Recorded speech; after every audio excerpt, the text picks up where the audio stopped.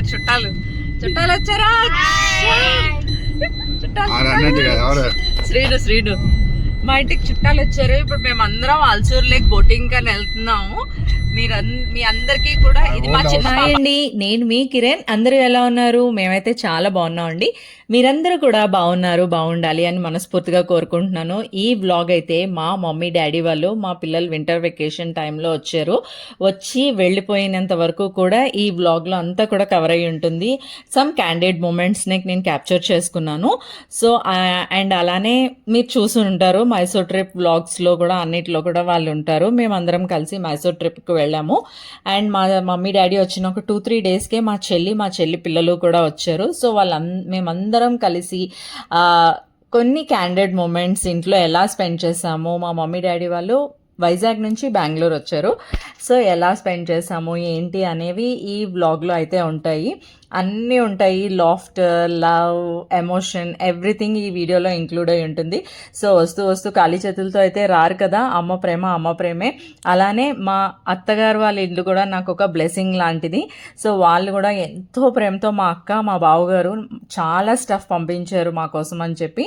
So ఇవన్నీ కూడా లడ్డూలు మా మమ్మీయే చేశారు. సున్నుండలు, బెల్లం సున్నుండలు, పంచదార సున్నుండలు, కొబ్బరి ఉండలు, నాకు ఎంతో ఇష్టమైన కోవా, ఇలా ఇవేంటివి గులాబీ పువ్వులు, కజ్జికాయలు, ఇంకా చిట్టి జంతుకులు, ఇంకా ఇవన్నీ తెచ్చారు. అండ్ ఈ వ్రిస్ట్ బ్యాండ్ కోసం చెప్పాలి. ఈ వ్రిస్ట్ బ్యాండ్ మా డాడీ తెచ్చారు నా కోసం అని చెప్పి.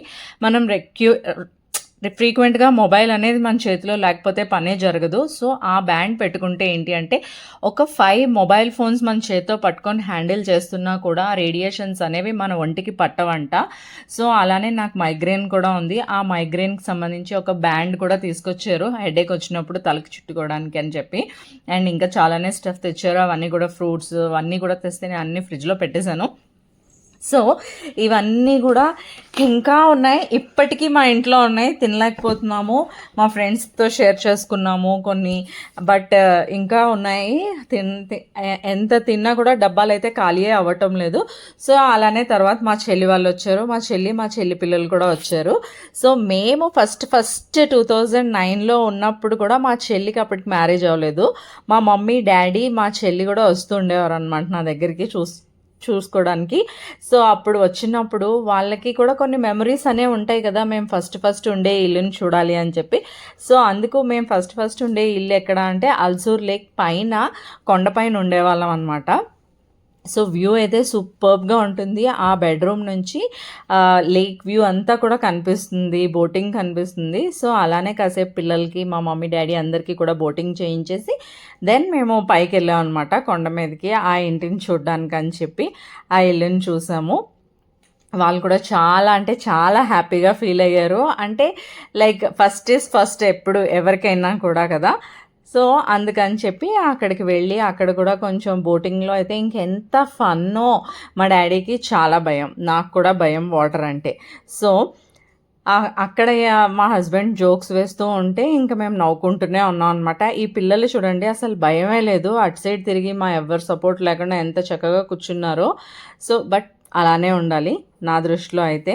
ఎవరి మీద సపోర్ట్ అవ్వకూడదు, ఎవరి మీద డిపెండ్ కూడా అవ్వకూడదు. వాళ్ళంతటి వాళ్ళే అలా ఉండడం చాలా నాకు ఇష్టం. సో ఇప్పుడైతే మేము కొండ మీదకి ఎక్కుతున్నారనమాట. మా మమ్మీ డాడీ మా చెల్లి పిల్లలు అందరూ. వాళ్ళందరికీ కూడా చూపిద్దామని, అప్పటికి ఆ బుడ్డోళ్ళు ఇద్దరు కూడా లేరు కదా. సో వాళ్ళందరికీ కూడా చూపిద్దామని చెప్పి పైకి వెళ్ళాము. అక్కడికి వెళ్ళిన తర్వాత చాలాసేపే గడిపాము అక్కడైతే.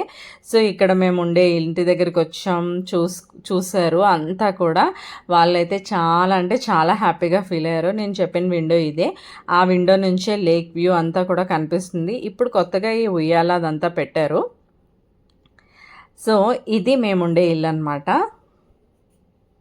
సో అప్పుడు మా మమ్మీకి అన్నీ గుర్తొచ్చాయంట. దొండకాయ చెట్లు అవి ఉండేవంట. నాకైతే అసలు గుర్తే లేదు. ఈ ముందంతా బోగన్విల్లే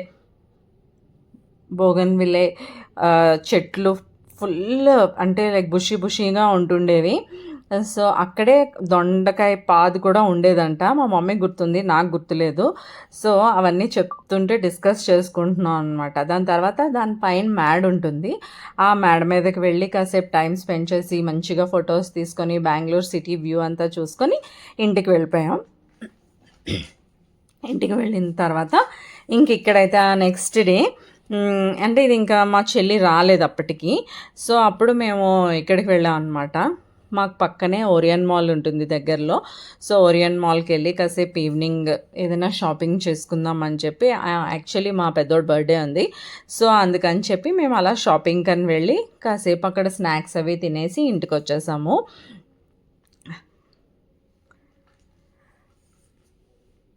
సో ఇంకా తెలిసిందే కదా, పిల్లలతో బయటకు వస్తే మా చిన్నోడికైతే ఇంకా బర్గర్ కావాలి, నాకు ఫ్రెంచ్ ఫ్రైస్ కావాలి, కూల్ డ్రింక్ కావాలి అని ఉంటాయి.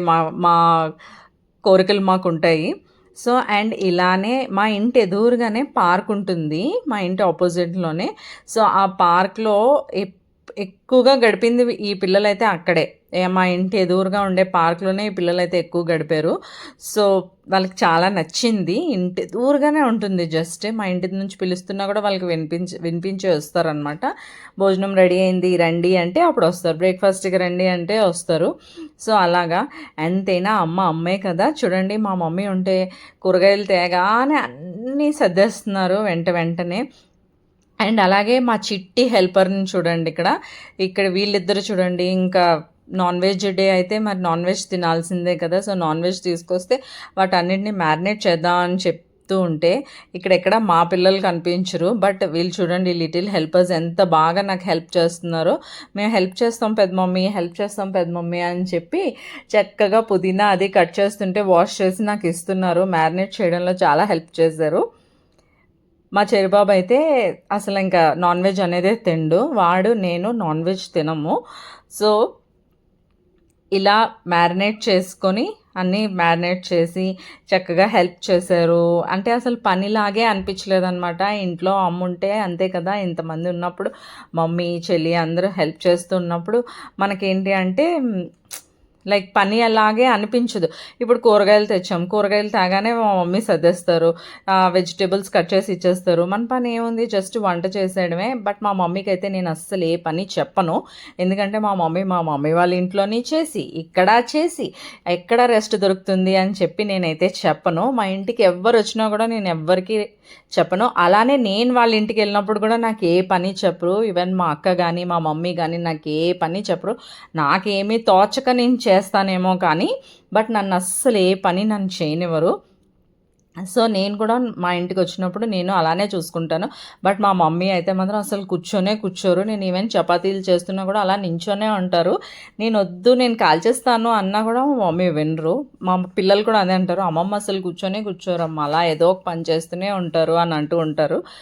సో స్పెషల్స్ అయితే చికెన్ దమ్ బిర్యానీ చేశాను, చికెన్ లెగ్ పీస్ ఫ్రై చేశాను, అలానే చికెన్ పాప్కార్న్ చేశాను ఎయిర్ ఫ్రైయర్లో, రైతా, ఇంకా అన్నం రసం కామన్, మటన్ కర్రీ, గారెలు ఇవన్నీ చేశాను అనమాట. అన్ఫార్చునేట్లీ ఏంటంటే మా చెల్లికి టికెట్ 1 డే నెక్స్ట్ వెళ్ళాల్సింది, 1 డే బిఫోర్గా టికెట్ అయిపోయిందనమాట. డేట్ మిస్టేక్ అయిపోయింది టికెట్ చేయడంలో. సో మా సిస్టర్ ముందుగానే వెళ్ళిపోయింది. తర్వాత మా మమ్మీ డాడీ వాళ్ళు వెళ్ళారు. మా చెల్లి పిల్లలు ముందుగానే వెళ్ళిపోయారు. తర్వాత మా మమ్మీ డాడీ వెళ్ళారు ట్రైన్లో. సో ఇది ఇంకా ఎమోషనల్ ఫీల్ అనమాట. ఎప్పుడు అంటే ఇంటికి ఎవ్వరు రానంత వరకు బాగానే ఉంటాం. ఇంటికి ఎవరైనా వచ్చి వెళ్ళిపోతే ఇల్లు ఎంత బోర్డ్ అయిపోతుందో ఇంకా మరి చెప్పలేం అనమాట. ఇంకా ఆ ఫీల్ని ఇంకా మనం తట్టుకోలేము అనమాట.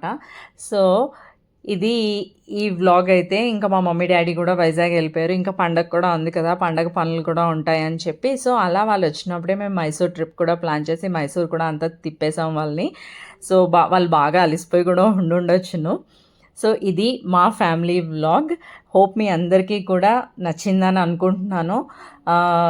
వీడియో కనుక నచ్చితే ప్లీజ్ లైక్ చేయండి, అలానే షేర్ చేయండి మీ ఫ్రెండ్స్ అండ్ ఫ్యామిలీతో. ఛానల్ని ఇప్పటివరకు ఎవరైనా సబ్స్క్రైబ్ చేసుకోకపోతే సబ్స్క్రైబ్ చేసుకోండి. Thank you so much for